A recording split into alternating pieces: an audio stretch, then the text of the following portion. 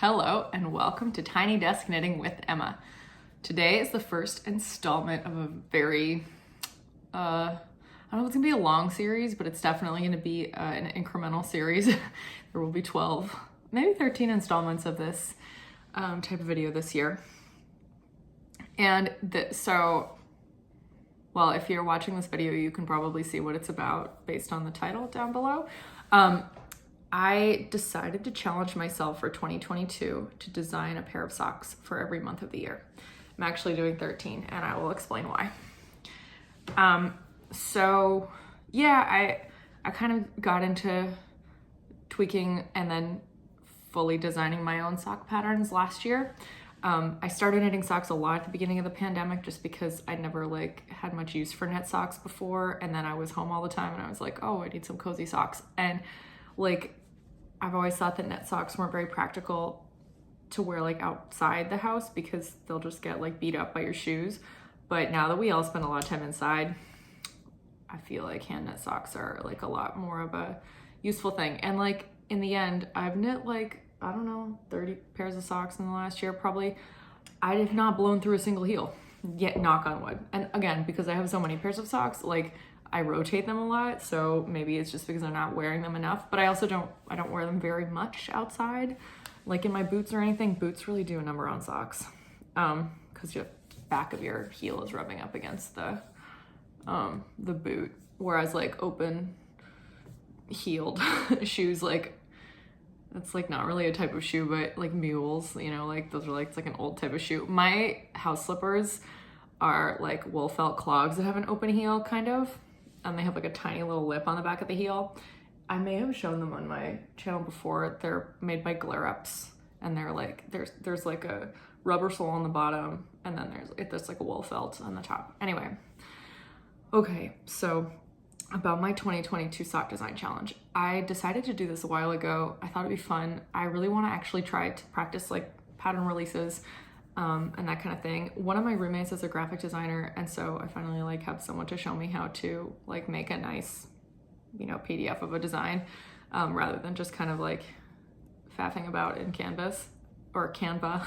Canvas is a academic learning, online learning platform like Blackboard that we used to use when I was a grad student. Canva. But I have Adobe through my job now, and I'm I gotta use that. I gotta use Illustrator to make some stuff. So yeah, anyway, today I'm wearing the City Limits sweater by Tanis Lavalley. This is supposed to be it's either it's a worsted weight sweater, but her main sample is knit in mohair and then 2 strands of fingering marled together from light to dark in a fade. Actually hers might not be light to dark, it's just one color to another color in a fade. I dyed all of these. There's five skeins in this one, and I dyed them on myself in a gradient. And then I dyed a very light colored mohair, which you can tell down here. This is a really fun sweater if you have a lot of leftovers and you want to marl them together, or create your own fade. I got really into dyeing my own fade sets, and I sold them at my local yarn store, but I kept this one. I made 2 of these sweaters. The other one's at the store in Shelburne, Vermont, and it's pink. So, but I love this one, and it matches my glasses, which I don't wear when I record. Oops, just broke them. No, I didn't. But yeah, my glasses are teal, so I wear a lot of teal because my glasses are teal. Okay, so 4 minutes in, I have not yet described my design process. Okay, so I didn't really know if I was gonna have a theme. I was talking to my mom about it when I was home over Christmas, and she was like, you need a theme, and she had all these ideas, and they were kind of fun, but I didn't particularly decide on any of them, and I was kind of thinking, okay, I'll just start designing a pair of socks and see where it takes me. So the first pair I designed, I wasn't at my house where I have all my knitting books and stitch pattern dictionaries. I was just at my parents' house where all I had basically was the internet. So I just started Googling knitting lace patterns because I wanted the first pair to be lacy. One of the challenges of the year is that I have to use my own hand-dyed sock yarn every month, and I had already decided on the monthly colors. So I have to like think at the beginning of every month, okay, this is the skein for this month. You know, is it dark or light? Like, is it better for lace or cables or texture or like what? So the skein for January, let's see if I can show just like a little bit of it. There it is. It's gray with some like blips of magenta and navy. And I was like, okay, it's light gray. It's like a light tonal gray. Lace will show. So I started knitting this pattern that was called like Eagle's Wings lace on this website. I don't know. I like to design with stitch dictionaries. That's pretty normal. Most designers use stitch dictionaries to design their patterns. So I started knitting it, and here's the first one. I'll show it to you. The second one's here too. That's what I just showed you. The first pair is completed. My next challenge is that I have to actually knit 2 pairs of each socks, because I have to knit one in my own and then one in a commercial sock yarn, because when you release a pattern and like the yarn's just like your own hand-dyed yarn, it's like saying it's hand spun, like no one can buy that. So I wanted to knit each skein in mine, and then also a commercial one. My hand-dyed skeins are almost all, not all, and I'll tell you every time it's not this, but almost all of them are just like an 80-20 2-ply sock yarn, 80% merino, superwash merino, and 20% nylon. It's pretty typical. It's really spongy. It's like usually it's 400 meters per skein. Lots of indie dyers have this base. Lots of them. Like if you see 80-20 sock base on most people's websites, it's this type of base. It's really, really, really nice to knit with because it's super springy, and it's not super thin, which means that your socks will probably fit. Like it's really elastic. It's really comfortable on your hands because it has that much stretch. It's comfortable to wear. It's very soft. Yeah, it's not quite as hard wearing as like a 75-25 4-ply, but spoiler alert, the second sock I'm going to show you is knit in a 75-25 4-ply. But I want to talk about what I came up with for my design theme. So I started knitting these. I think it was the color and the pattern. I don't know what about it was necessarily, but I was like, you know what these socks remind me of? Jane Bennett from Pride and Prejudice. And then it hit me and I was like, it's Jane Austen. That's the socks. All the socks are going to be based on women from Jane Austen. So I thought that these, I don't know if people know a lot about Jane Austen, a little about Jane Austen. Most people know Pride and Prejudice if they know anything. But in that there are a lot of sisters in Pride and Prejudice. I am doing 7 Pride and Prejudice designs. So more than half of the socks, because there's 13 total. So just over half the socks are going to be Pride and Prejudice designs. I just thought, okay, Jane's like, she's really pretty. So is this yarn. I think it's very pretty. She's quiet. Like she has this like quiet beauty. And I just thought that like the tonal gray with the speckles were nice. But I also think it's fun to like imagine the character actually knitting the socks. These are harder to memorize than you think. Like you need someone like Jane is really, she's quiet, she works hard. You know, she's not ostentatious. I don't think the lace pattern is ostentatious. It's just like, it's quite intense. But so is Jane. She has, you know, she's a really sad at points character because she doesn't want to say how she feels. And I kind of thought that this pattern looked like chainmail. And it kind of represented the sort of guardedness of Jane with refusing to tell people what she wants. So yeah, then I thought, okay, that's good. And I went through basically the whole year of like the yarns that I had, and I was like, okay, that one's gonna be Lizzie Bennett, and that one's gonna be Mary Bennett, and that one's gonna be Emma Woodhouse. So anyway, yeah, so in terms of the actual designs, there's gonna be 7 Bennett socks, which are the 5 sisters, Jane, Elizabeth, Mary, Kitty, and Lydia, and then Mrs. Bennett because she's important. And also Lady Catherine de Bourgh, because mostly because one of my friends was like, you have to put that in there. And I was like, yeah, that seems fair. So then that's 7. There's 13 total. So the other ones, there's 6 major Jane Austen novels. Pride and Prejudice, Sense and Sensibility, great movie. 1995 Sense and Sensibility with Emma Thompson and Kate Winslet. Whoa, that's a good movie. Emma, that's the one I'm named after. Persuasion, Northanger Abbey, and Mansfield Park. So 7 Bennetts, 2 Dashwoods, Eleanor and Marianne. So that's 9. 9, Emma Woodhouse, Anne Elliot from Persuasion, Catherine Morland from Northanger Abbey, and Fanny Price from Mansfield Park. And I know there are other important female characters in all of those books, but I can't knit that fast. Maybe next year. Mine are Jane Austen characters. Maybe next year I'll do the men from Jane Austen. I do find that I want to knit a lot of gender neutral socks now that I have tons of female socks, because like I have lots of guy friends and they come into my house and I want to, you know, be like, do you want to wear a nice warm pair of socks because my house is cold? And yeah, so I'm working on a lot of the designs. They're just going to be textured.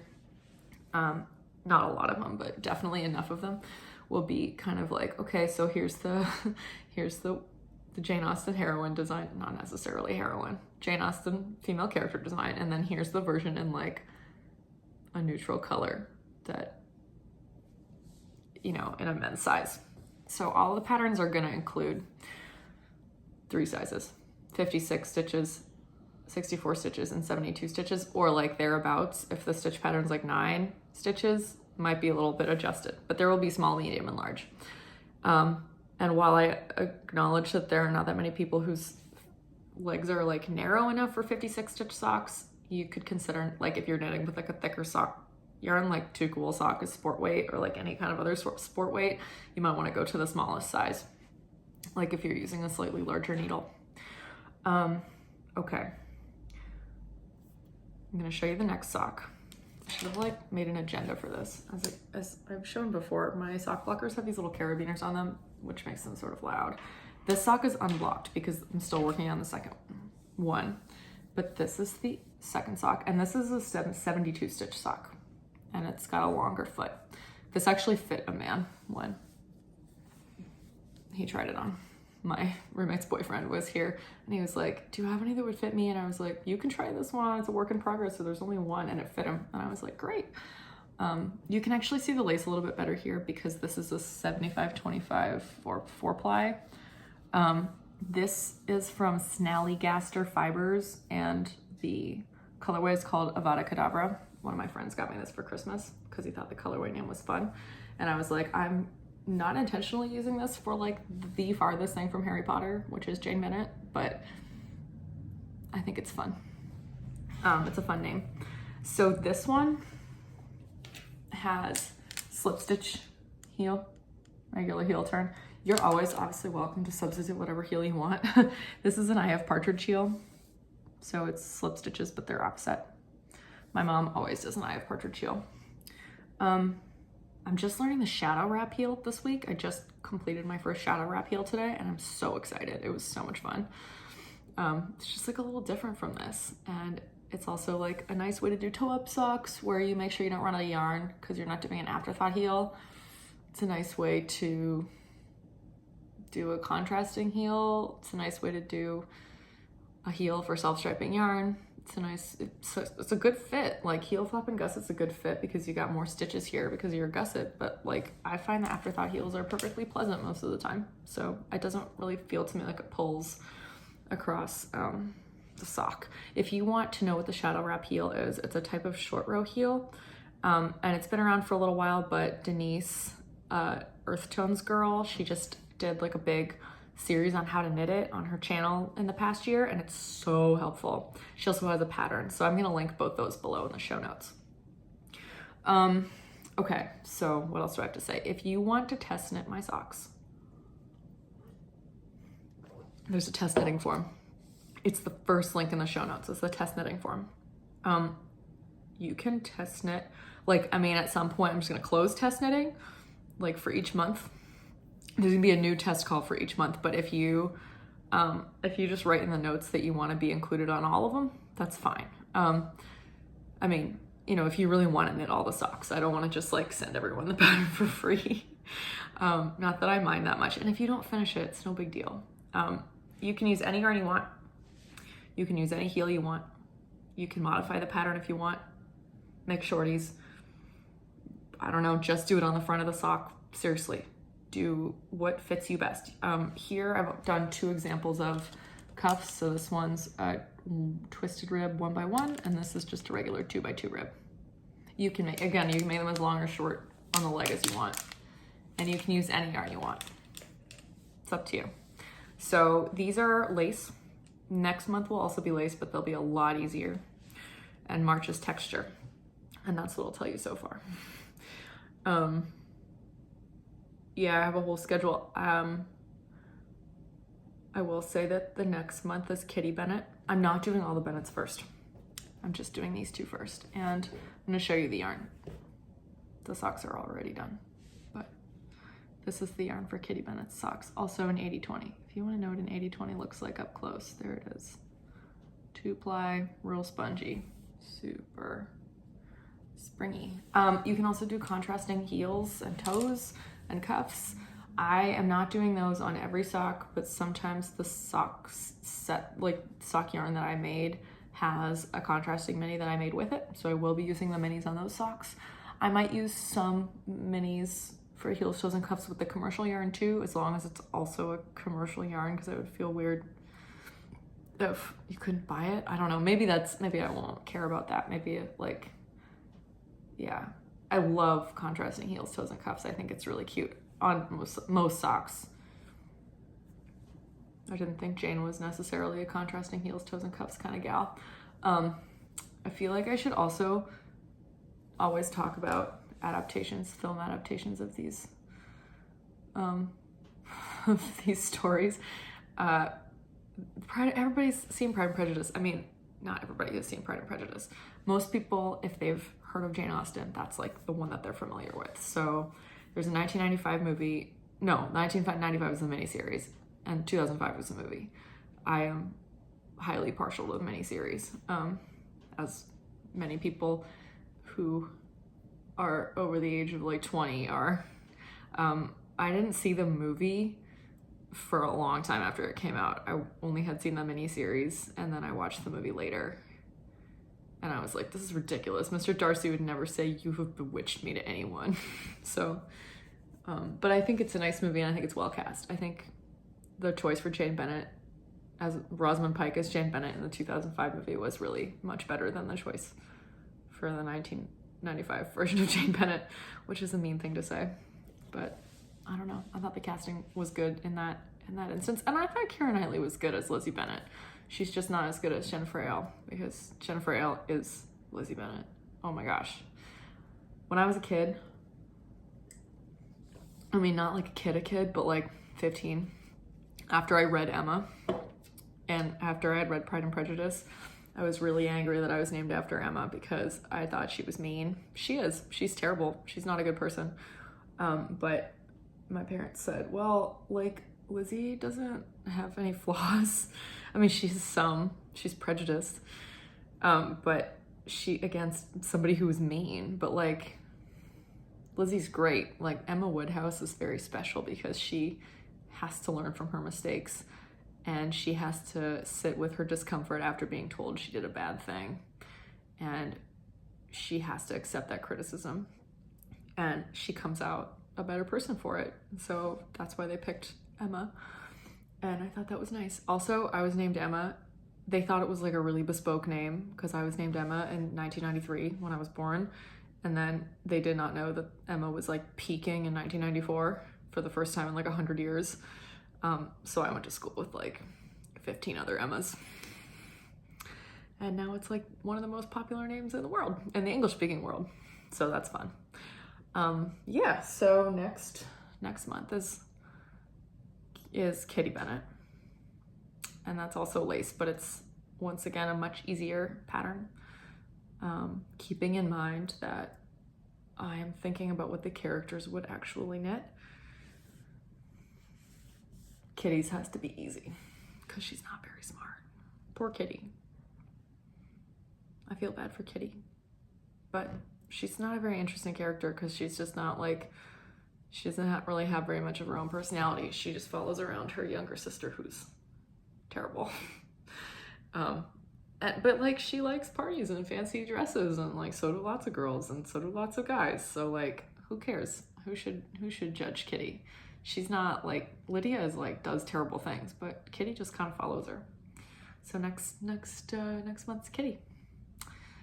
So yeah, if you want to test knit, smash that link to that Google form. Sorry I said that because some people say smash that subscribe button. You can do that too if you want. Like and subscribe. Yeah. And I will probably put a test knit call on Instagram too. And I'll keep it open for like a couple weeks. And yet the pattern will be like on a Word document for now with the lace chart and instructions. And they'll be just as detailed as any, well, probably, yeah. I think I can make them just as detailed as like any sock pattern. They're just not going to be pretty. Yeah, and if you find, you know, errors and stuff, you can just let me know and I will fix them for the main pattern. But yeah, I don't need, like in the form it will say like, please, you know, Ravelry name optional, Instagram name optional, doesn't matter. If you want to knit, you can knit. I don't care if you've never knit socks before, if you've knit 1,500 pairs of socks. I don't care what kind of heel you want to knit. I don't care what kind of toe you want to knit. I don't care what kind of cuff you want to knit. You can knit these bottom up if you want, toe up. Sure, the lace pattern will be reversed. That's fine.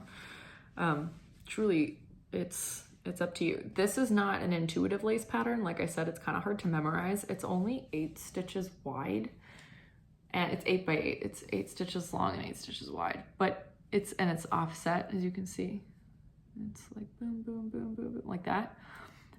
It's not easy to read it. You kind of get the hang of it after a while, but it took me a whole sock and I hadn't memorized it. And then I was like, okay, this is only 8 rows by 8 stitches. So I'm just going to sit down and memorize it. And I like cerebrally memorized it and was like, but I do, when I knit it, I'm still working on them. I just started this last night. I actually was knitting this at Pub Trivia. We're lucky to get to do that outside here because it's not very cold. And, or like inside next to a window. I love Pub Trivia. And I did the cuff, which was easy. And then I started the first repeat and I was sitting there at trivia like going 1, 2, 3, 4, 5, 6, 7, 8 for every stitch in the pattern. And then I had gotten some of it wrong and I had to take back. It was not a nice time to be making mistakes in my socks. Not that I was like super drunk, so I don't really do that, but because it was loud and I was distracted by trivia night. I've decided to make everyone on my Pub Trivia team hats, but I don't think they're gonna be ready until next time it's cold because the warm season is like 8 months here. So yeah, next year we're all gonna have matching hats. I might make the trivia host a hat too. He's kind of like, I don't feel like I know him personally, but like my friend who organizes the team, like they're like buddies now, and he like puts a reserve sign on the table for our team. So that's fun. This is a semi-new type of seltzer. I like Waterloo seltzer. I just get whatever's like the cheapest at the store because a lot of times there's like one of them's on special, like Bubbly's 3 for $10 or Waterloo's 2 for $10 because it comes in bigger boxes.